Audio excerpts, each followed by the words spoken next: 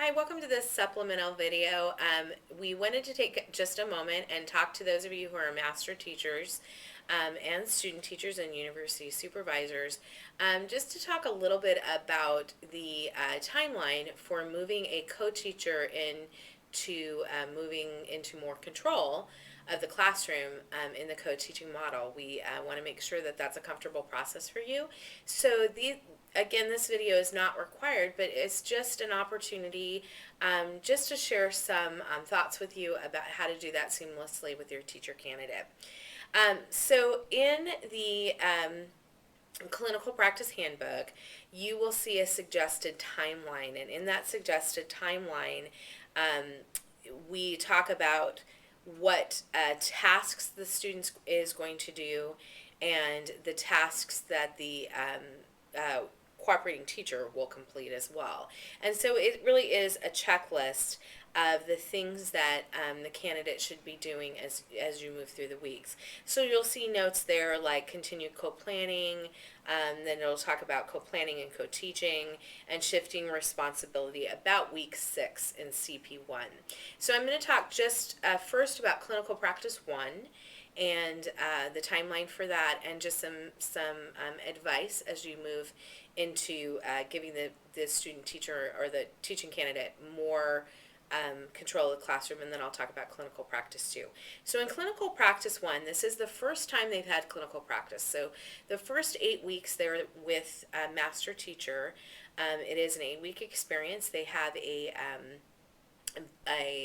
training that takes place right before student teaching, that gives them the opportunity to learn some of those management pieces and mandated reporting and such, as they prepare to move into the co-teaching model with the master teacher.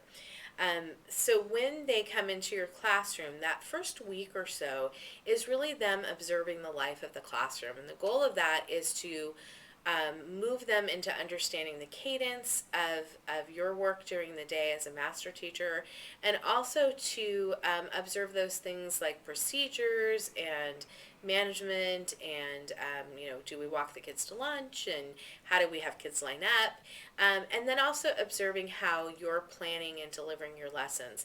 And during that time, it isn't strictly observation, it's participatory because they have had that field work before they move into clinical practice 1, but it's appropriate for them to be involved in those things that will help them understand those things I just mentioned. So it would be very appropriate to perhaps have them work with a small group, or walk the kids to lunch, or have the kids line up or take roll, those kinds of things. As you move into the second and third and kind of that middle set of weeks, then they should be gradually taking over some of those responsibilities of small group instruction. If you're in primary, during center time. If you're in a science classroom in high school, they might run one of the stations in a lab. If you're in an English setting in junior high, it may be a time where you're having them work with a smaller set of kids to do some of those co-teaching practices, like reteaching for kids who maybe missed a concept. And that would be really weeks 2 through 4 in that first clinical practice. And then as we move into those later weeks in clinical practice 1, that's where the real co-teaching would begin, where perhaps you would do the side-by-side, the parallel teaching, or you might do the one teach, one observe, and have the teaching candidate teaching the class while you observe. One teach, one assist would also be appropriate there. And that's in clinical practice 1 as we move them into the life of the classroom. In clinical practice 2, you will have a candidate who has completed 8 weeks of clinical practice. So once they've completed that 8 weeks of clinical practice, our goal and their role is that they're really a co-teacher with you. They are a second teacher in the classroom. So they'll have spent that time co-teaching and preparing in clinical practice 1. In clinical practice 2, we really are anticipating that they'll be equipped to be a side-by-side teacher with you. So the goal there is really to treat them as a second teacher in the classroom and to give them those responsibilities. We said this in the other videos, but I want to reiterate this again. They are a teacher at your school site. So if you come at 7 for meetings, they need to be there at 7 for meetings. If you leave at 5 after you've done your prepping, that's when they will leave as well. So the key there is that they're experiencing teaching fully in CP2, so that when they go into a classroom independently, they're really ready for that, because they've had the opportunity to really take on that role of teacher with your support. What this doesn't mean, and we talked about this in the other video, is that you leave the room and just leave them on their own and take care of other things, or even just leave them on their own and simply because we're asking you to. We're not. It really is a co-teaching model, and in this model, your presence in the classroom is the advantage to them. So this also might be a time in CP2, it's a great tip or suggestion to have them go observe some other teachers as well.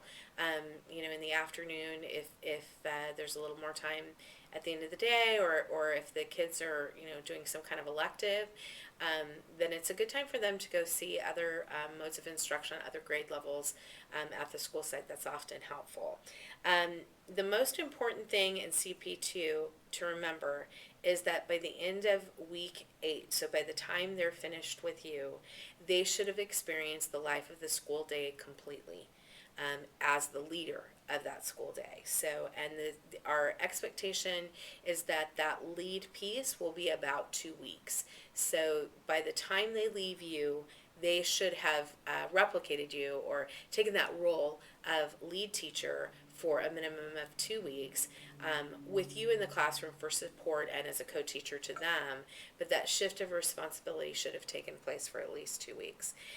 We also hope that you're in constant communication with them.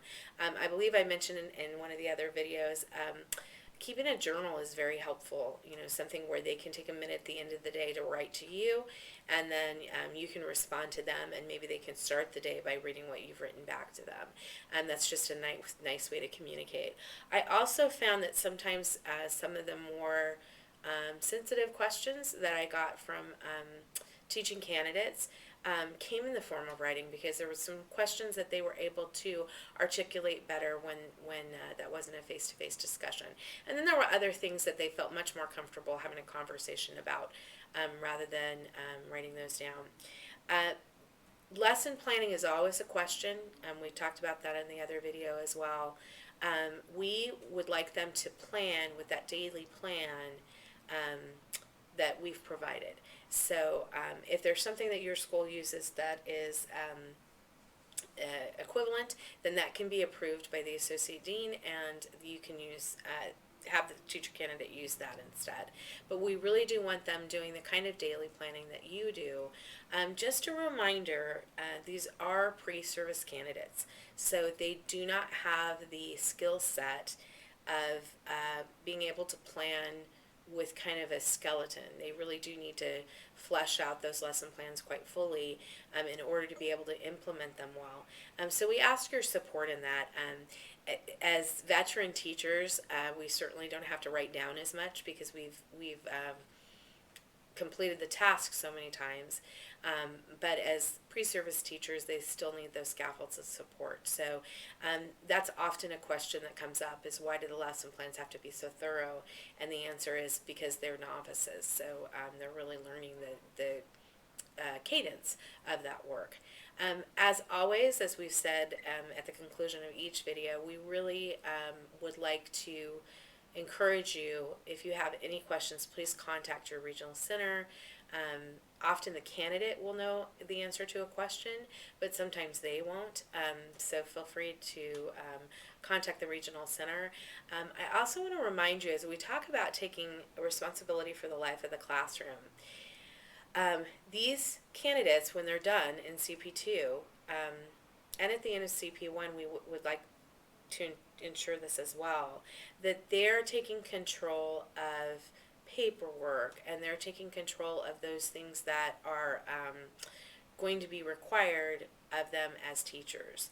So often as teachers, We want to be as helpful as we can, and just just do everything we can to support our students. And these are definitely students in pre-service. But they are also adults who will be entering a classroom independently very soon.